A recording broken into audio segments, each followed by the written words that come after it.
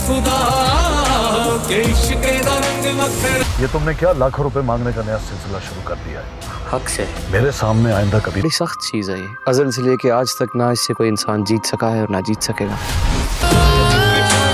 जब मैं जायदाद को यूं सामने देखता हूँ मेरा दिल करता है मैं यूं कर दोबारा हक की बात की ना तो अपनी माँ का फर्ज निभाने के लिए जिंदा नहीं बचोगे। मेरी अमानत सुंदरगढ़ पहुंचा दे। लगा लोगों ने जिंदगी का कोई भरोसा नहीं डॉक्टर साहब।